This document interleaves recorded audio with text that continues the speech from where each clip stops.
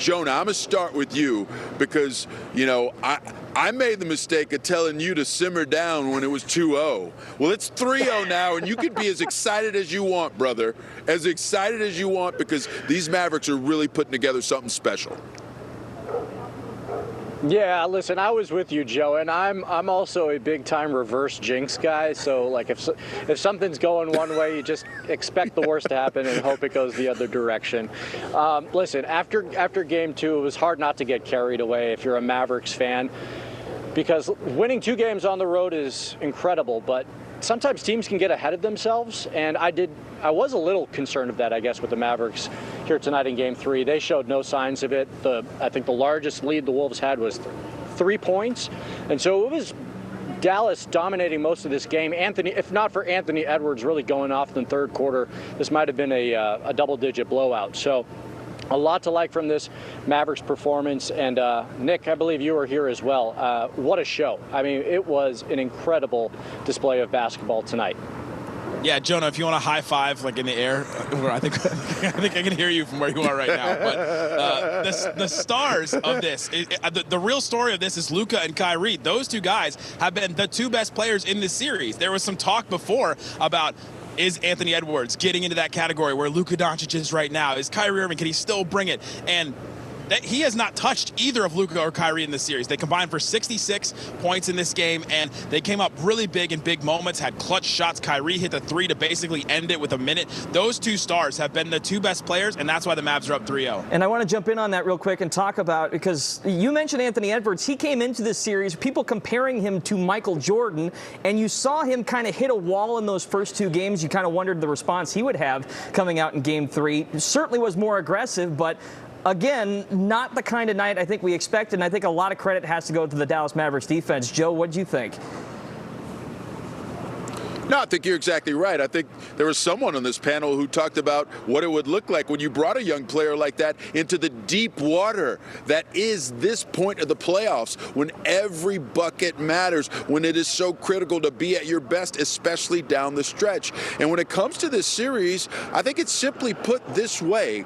The Mavericks have 2 closers, and the Timberwolves have 0 closers. Anthony Edwards could certainly evolve into one, but he's not there yet. And Karl Anthony Towns, remember, he had a chance to hit a 3 when they were down 4 with about a minute and a half left today. It was nowhere close. So I think that is the distinguishing point in this series, and the experience level that the Mavs have over the Timberwolves is the reason why they will advance.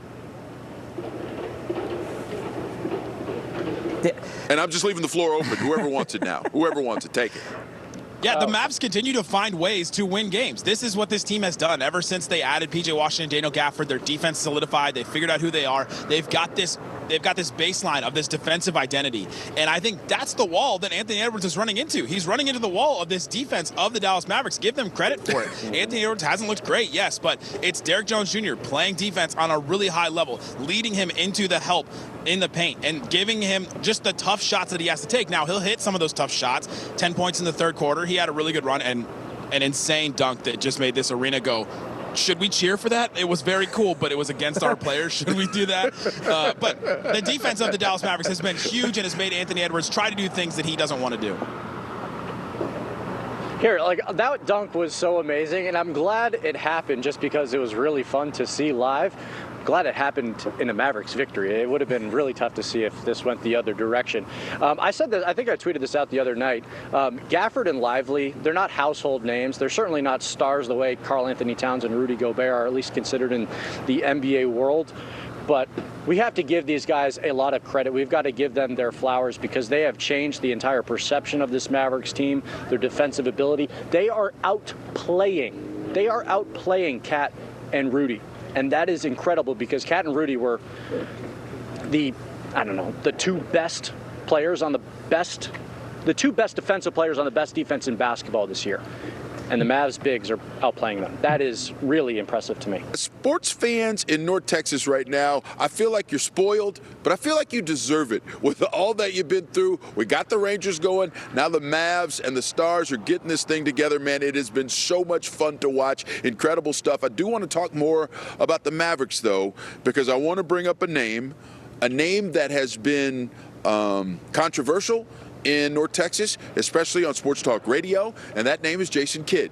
He has been lambasted by some. He has been criticized by a lot. But now that the Mavericks are up 3-0, I will tell you what I have said all along. That's the same Jason Kidd who in his first year brought this team to the Western Conference Finals. I know that there are tactical issues. I know that you might not agree with what he does. But here's what I agree with. The bottom line, and how he has put this team together in short order when they got the trade deadline acquisitions of P.J. Washington and Daniel Gafford. It's been fantastic. Good on Jason Kidd. Good on Nico Harrison. Nick, I'm curious about your thoughts on that. Yeah, as one of those people that was basting that lamb at a certain point during the season when the Mavs were looking really bad, their defense wasn't there, and they lost a couple of really big games. The Mavericks on March 7th completely changed and completely turned around and became the team that we see now. Jason Kidd mentioned that recently in an interview, that was sort of the line of demarcation for this team, that they came together, they realized what their defense needed, and they really started to defend, and now they've been the best defense in the NBA since then. And he answered a lot of the questions that I had about Jason Kidd as a coach. When he has leaders on the court, when he has a Luka Doncic, a Kyrie Irving stepping into these roles as leaders, when he had a Luka, a Jalen Brunson, a Dorian Finney-Smith, when he has those type of players to step up and to lead this team on the court, he can be a great coach. We've seen that he can win, and now he's been to 2 Western Conference Finals in 3 years. When he doesn't have it, it maybe looks like the year in the middle of that. And so that's where we are with Jason Kidd. He's done an excellent job. Yeah, I'll take Jonah, it what one do you step think? further, and sure, Jay Kidd has done a great job with what he's been given. I want to take it one step further and give credit to the guy who's given it to him, Nico Harrison, the Mavs general manager. We criticized him after really they fumbled that situation with Jalen Brunson's contract. He goes to New York, starts lighting it up, and the Mavs missed the playoffs last year. And Nico was rightfully so taking some heat for how that all unfolded. Well, he goes out and he gets P.J. Washington, he gets Daniel Gafford, they draft Derek Lively, and those 3 guys have been absolutely critical to this Mavericks playoff run. So, yes, I give a lot of credit to the guy who's orchestrating things from the sidelines, but the guys up in the offices and in the back halls are really making it possible for this Mavs team to go. I know Joe's given a lot of credit to Kidd, but I also want to say here, this next game and this next stretch really is going to show his worth, with Derek Lively II potentially out for the rest of this series, pending what happens moving forward. How much do you think that loss is going to hurt, especially in a closeout situation in Game 4, Joe? Yeah, listen, I think the Mavericks fortunately have bought themselves a little leeway in terms of giving Derek Lively II a chance to come back and giving him some time if he needs it, right, to come back from that next strain important. Hopefully it's a soft tissue injury that they can work through, do all the stim, do all the rehab stuff to try and get that young man back. Because here's the deal with Derek Lively II. He has grown up before our eyes in the postseason. Think about, after the awful and tragic loss of his mother, how rough it was for Derek Lively at the beginning of these playoffs against the Clippers. He looks like a completely different basketball player.